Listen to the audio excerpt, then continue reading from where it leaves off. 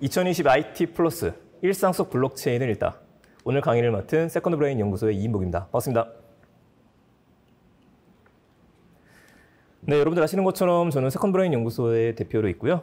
인터랙티브 북스라는 전자책 출판사 대표를 같이 하고 있습니다. 현재는 금융연수원 쪽에서는 IT와 관련된 이야기들, 트렌드하고 스마트워크에 관련된 이야기를 전하는 겸임 교수로도 활동을 하고 있습니다. 자, 여러분들 블록체인.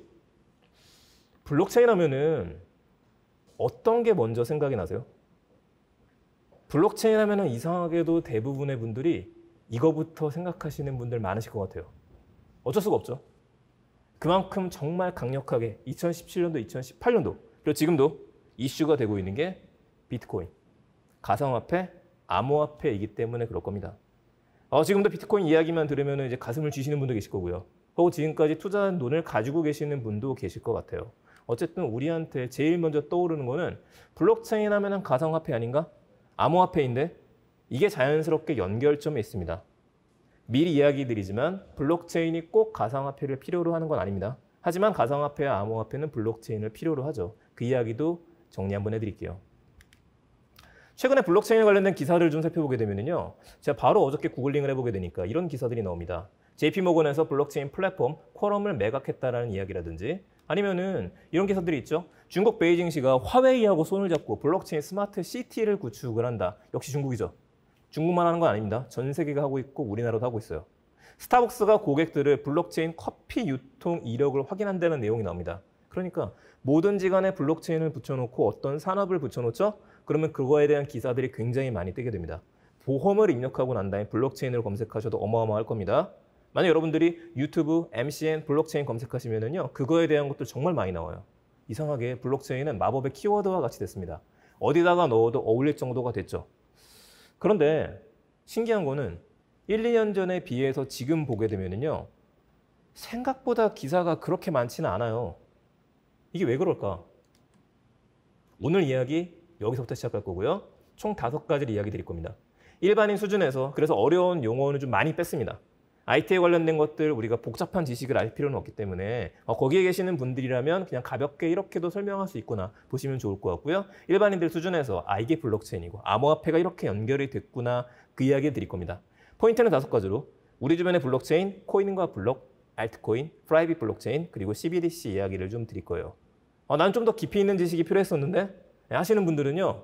제가 보니까 지금 사이트에 올라와 있더라고요. 드림플러스 유튜브 채널 가보시게 되면은 지금 훨씬 전문가분들께서 비트코인의 미래 역사, 화폐 역사부터 시작해서 투자 손실 사례 이런 것들이 시리즈로 올라온다라고 하니까 오늘 저하고 함께 하시는 내용들은 이론적인 내용들, 가벼운 내용들, 서머리로 보시고 깊이 있는 것들은 이제 깊이 있는 지식을 보시면 될 것 같습니다. 우리 주변에 블록체인, 도대체 어떤 것들이 있느냐? 카카오 인증이 있어요. 이거 많이 사용하시죠? 저도 상당히 잘 쓰고 있는데 사실 이것도 블록체인 방식입니다. 블록체인 사례하게 되면 굉장히 꿈 같은 사례들이 많습니다. 모든 것들 다 쓰일 수 있을 것 같아요. 근데 그거보다 당장 어디에 쓰이고 있느냐? 저도 오늘 했었고 여러분들도 혹시 오늘 하셨을지도 모를 카카오페이도 블록체인 방식의 인증이죠. 사이트에 아예 대놓고 써 있습니다. 별도의 설치 없이 발급 가능하죠. 카카오의 가장 큰 장점이죠. 한 번 발급으로 2년 동안 이용이 가능하다. 1년마다 다시 한번 발급받을 필요가 없다. 국내 유일의 블록체인 기반 사설 인증이라고 나와 있어요. 사실 이제 국내 유일이 아니긴 합니다만 이제 지문과 안면 인식을 통한 간편 인증, 간단하게 전자서명이 가능하다, 24시간 언제든지 발급이 가능하다. 장점들이 써 있죠. 제가 카카오페이를 아마 이 인증 방식 써보셨을 겁니다라고 이야기하는 이유가 관련되어서 제휴를 맺은 곳들이 많이 있습니다. 혼자서 할 수는 없죠. 우리가 인증서를 만들었습니다. 블록체인 방식이에요. 카카오에서는 다 됩니다. 이렇게 아무리 이야기를 해도 퍼지진 않아요. 하지만 협업관계에서 그 인증서로다가 인증을 하겠다라는 곳들이 국세청, 교통안전공장, 기업은행, 수협은행, 국민은행 점점 늘어나고 있기 때문에 국민저축은행, KB저축은행이죠. 이러고 있기 때문에 확산되어져 가고 있는 겁니다. 첫 번째는 카카오가 있네요. 또 한 가지가 있죠. 자, 카카오톡에 쓰고 있는 기술은 하이퍼레저 패브릭이라고 하는 기술입니다. 제가 IT에 관한 용어 복잡한 거 이야기 안 드리다 그러는데 일단 이런 게 있어요.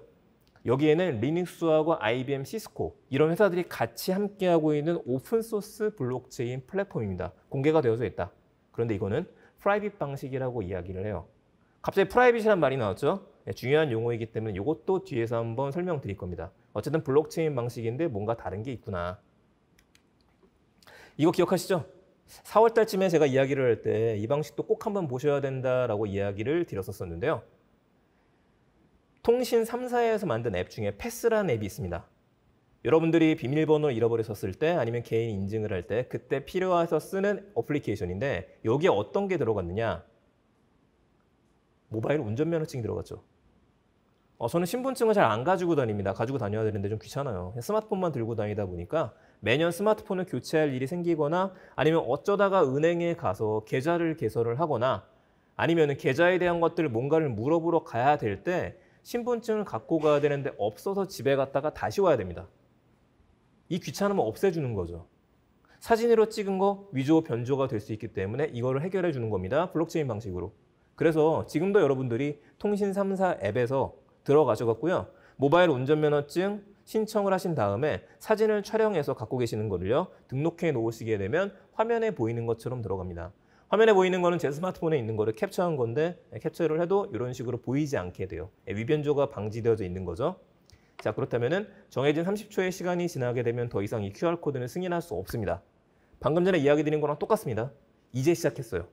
이게 나왔으니까 그러면 아무 은행에서나 되겠네? 네, 그건 아닙니다.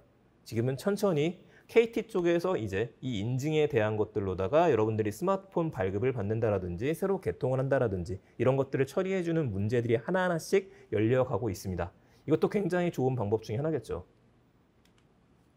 통신 3사, 경찰청, 그리고 도로교통공단까지도 면허증에 대한 것들이 협업을 해서 하고 있다. 계속 나오는 용어죠. 협업을 해서 하고 있다. 이런 회사도 있습니다. 메디블록이라는 회사요.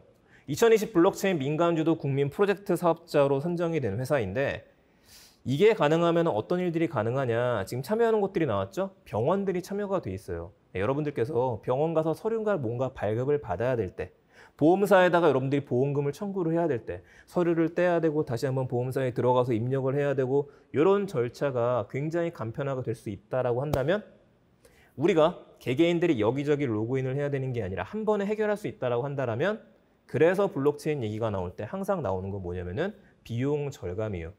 그리고 프로세스 간소화라고 하는 이야기들이 나옵니다. 사실 이거 말고도 많이 있죠. 삼성 SDS도 언급이 많이 되죠. 넥스레저라고 하는 것들, 블록체인 대표 기업이다. 그럼 여기는 뭐라고 있느냐? 보험금 간편 청구 서비스를 하고 있고요. 바로 얼마 전에 나온 기사입니다. 신한은행이 금융권 최초의 블록체인 신원 인증을 도입했다는 얘기가 나왔습니다. 아예 은행도 마찬가지인 거죠. 예전 방식을 생각해 보세요. 지금도 그렇지만은 은행 앱을 설치를 하고 여러분들 공인인증을 받아야 되죠. 제일 처음에는요. OTP라는 것도 써야 됩니다. 다른 은행에 가게 되면은요. 또 그 절차를 조금씩 진행을 해야 돼요. 그게 필요가 없게 되는 거죠.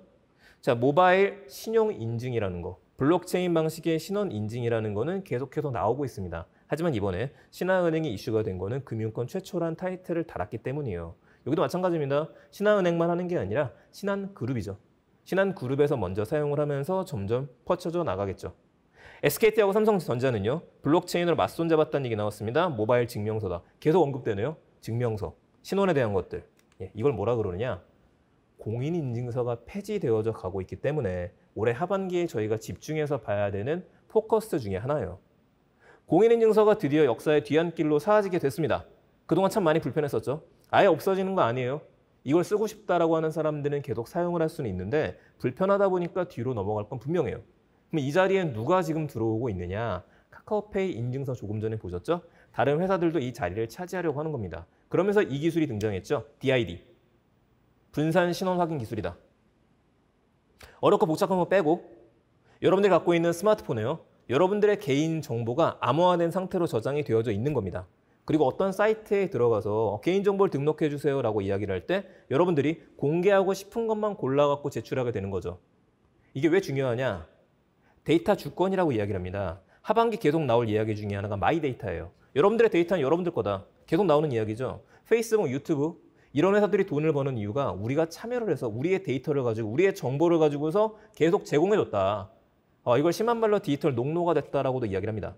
데이터를 생산하는 건 우리들인데 돈은 딴 데들이 벌었었는데 이거를 뒤집을 수 있는 가장 좋은 기회가 요즘이 됐다. 데이터는 우리 거기 때문에. 스스로 돈을 받고 팔 수도 있겠죠. 그 모든 것들의 시작점에서 일단 DID라고 하는 것들, 분산신원 확인 기술이 등장하기 시작했고, 그래서 올해 하반기에 굉장히 많은 기업들이 우리도 인증 사업에 뛰어들겠다, 마이데이터 사업을 하겠다. 이 연관점에서 그러면 어떻게 안전하게 개인의 신원을 보장을 해줄 것이냐? 블록체인에 대한 얘기가 계속 나오게 되는 것들이죠.